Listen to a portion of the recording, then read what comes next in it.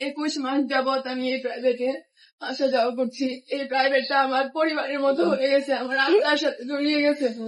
আমার পরিবারের সাথে বেড়ে ওঠা, আর এই প্রাইভেটে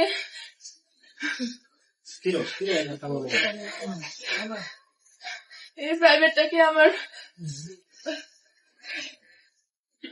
পরিবারের চাইতেও কোনো অংশে কম মনে হয়নি। এই প্রাইভেটের প্রত্যেকটা মানুষ আমার গেলে পরে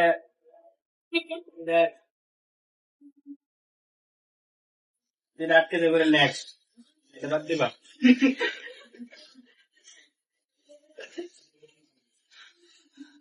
আর আমাকে সমাজকর্মের সঙ্গে শিখেছে যে কিভাবে নিজের অভ্যন্তরে লুকিয়ে থাকা প্রতিভাকে জাগিয়ে তুলতে হয়, কিভাবে স্বপ্নকে বড় করতে তুলতে হয়। নিজের প্রতিভাকে জাগিয়ে তোলার প্রেরণা জাগাইছে স্যার। আমার জীবনের কিংবদন্তি স্যার, আমার জীবনের সেই সমাজকর্মী স্যারের মাধ্যমে আমি আমার মুক্ত চিন্তাধারা ফুটিয়ে তুলতে পেরেছি। তাছাড়া স্যার, আমি অনেক সময় অনেক বেয়াদবি করছি যেগুলা হয়তো আমি বুঝতে পারি নাই, কিন্তু আপনার মেধা এগুলা ঠিকই ধরা পড়ছে। আমার বন্ধু বান্ধবদের সাথে অনেকের সাথে অনেক খারাপ ব্যবহার করে ফেলছে সময়, সবাই তোমরা ক্ষমার দৃষ্টিতে দেখবা। তাছাড়া মাফিয়া, তুলি, যদি তারা আমার জীবনে অনেক ফ্রেন্ড ছিল, কিন্তু তোদের মতো কেউ হবে না রে। প্রতিটা মুহূর্তে আমি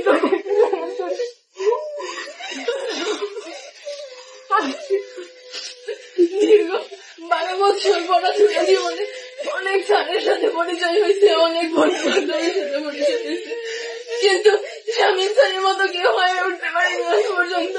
আর তোদের মতো ফ্রেন্ড আজ পর্যন্ত হয়ে উঠতে পারেনি। আমি ক্লাসের মধ্যে অনেক কথার কাউন্টার দিতাম যাতে অনেকে বিরক্ত হইতা। সবাই আমাকে ক্ষমা করে দিও। আমার